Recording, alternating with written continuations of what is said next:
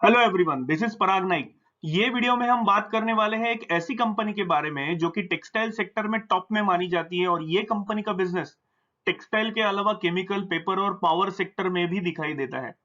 अगर आपने इस कंपनी को गेस किया रहेगा तो यस, अभी हम ट्राइडेंट के बारे में बात करने वाले हैं।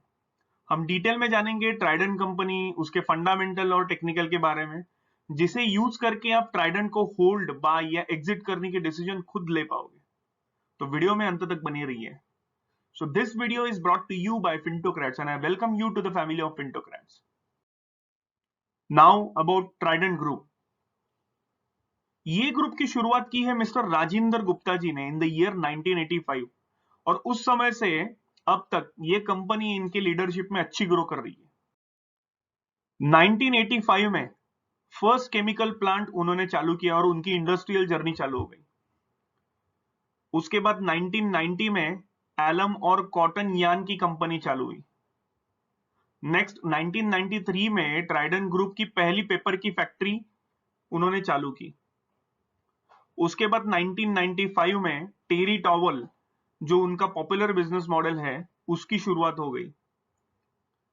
नेक्स्ट ये ग्रुप में 1998 में अपना पहला टॉवल मैन्युफैक्चरिंग यूनिट चालू करके होम टेक्सटाइल सेक्टर में एंट्री ले ली और उसके बाद ट्राइडेंट ग्रुप के अंडर कई स्पिनिंग प्लांट चालू हो गए और बाद में उन्होंने world's largest linen manufacturing unit भी बनाया, जिसके कारण ये ग्रुप और स्ट्रांग हो गया।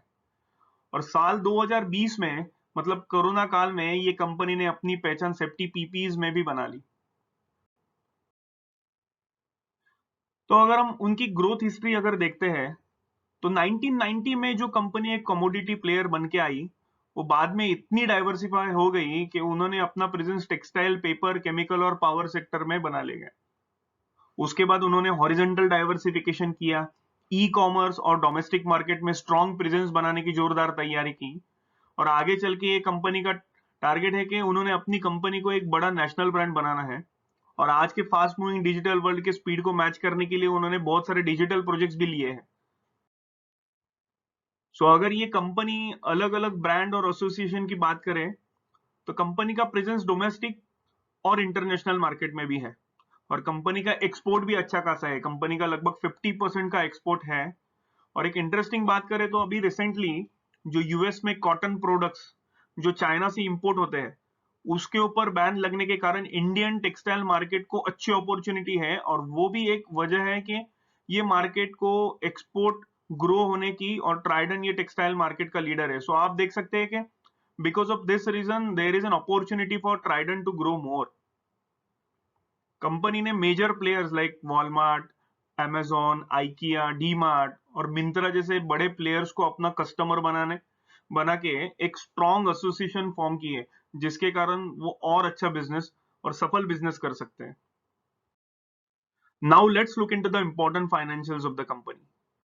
सो ये कंपनी का लास्ट 4 साल का अगर हम लोग पीएनएल स्टेटमेंट देखते हैं तो अभी अगर हम टोटल इनकम की बात करें तो इसमें ईयर ऑन ईयर 53% की ग्रोथ दिखाई दी है, जो एक अच्छी ग्रोथ मानी जाती है। अगर हम पीएटी मतलब प्रॉफिट आफ्टर टैक्स की बात करें तो उसमें भी ईयर ऑन ईयर 136% की मैसिव ग्रोथ दिखाई दी है। कंपनी के स्टॉक का EPS is also grown by 92%, मतलब अर्निंग पर शेयर में भी 92% की ग्रोथ दिख रही है। So next is balance sheet. अगर हम बैलेंस शीट देखते हैं तो कंपनी के रिजर्व्स और सरप्लस बढ़ रहा है और जो कंपनी की बोरोविंग्स है, मतलब कंपनी की जो लायबिलिटी रहती है, वो कम होते हुए दिखाई दे रही है। अगर हम डेप्ट को कैलकुलेट करें तो कंपनी का नेट डेप्ट लास्ट 3 साल में लगभग 45% से कम हुआ है, which is again a good indication.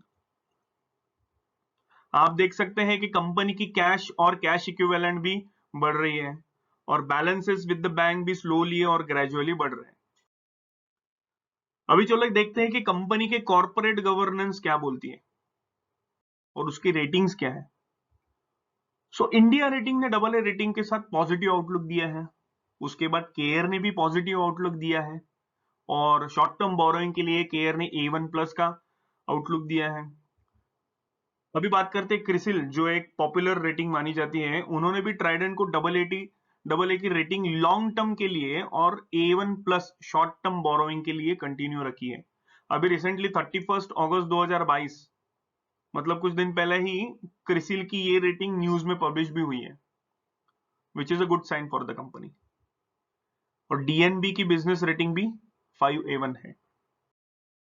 अभी जरा देखते हैं कि अभी हम लोगों ने फंडामेंटल तो देख लिया, तो अभी जरा देखते हैं कि टेक्निकल चार्ट हमें एग्जैक्टली क्या बताता है। सो आपके सामने है डेली चार्ट ऑफ ट्राइडेंट। इधर आप देख सकते हैं कि ये जो 2 सितंबर 2022 की जो कैंडल बनी है, ओके, रिसेंट कैंडल, ये ब्रेकआउट कैंडल हो सकती है। आप वो कैंडल को अगर ऑब्जर्व करते हो तो ये ब्रेकआउट कैंडल बोली जा सकती है। इधर आप वॉल्यूम्स देखते हो तो इधर वॉल्यूम्स भी अच्छे हैं, और जब भी चार्ट में ऐसी टाइप की फॉर्मेशन होती है तो हम कुछ अच्छा एक्सपेक्ट कर सकते हैं। But looking at present market conditions on a contradictory, ये एक्सपेक्टेशन थोड़ी कम फुलफिल भी हो सकती है।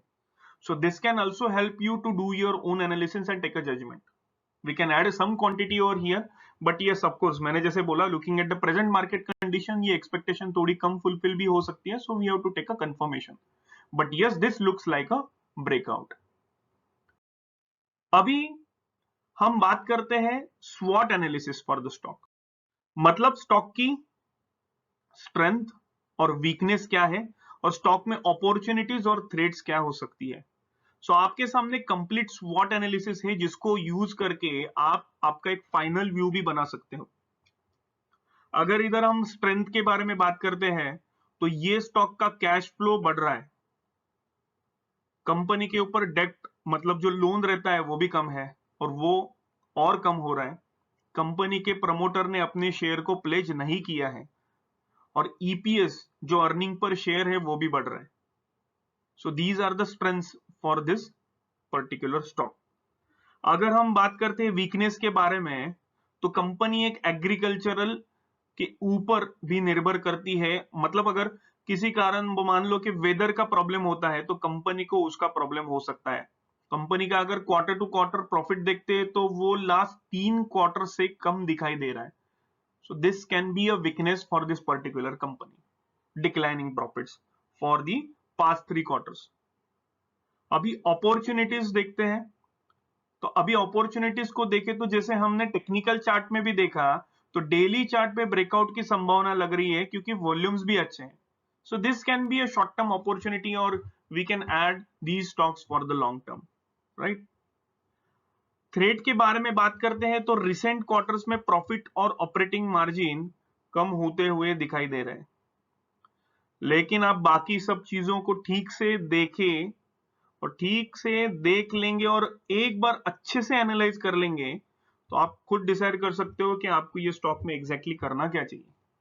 ओके, तो आशा करता हूं कि ये जो फंडामेंटल और टेक्निकल पॉइंटर्स हमने आपके लिए बनाए हैं उसे यूज करके आप एक आपका अच्छा व्यू बना सकते हो। So here we end this video. Kindly subscribe to our channel and please like and share our video. Thank you from the team Pintocrats.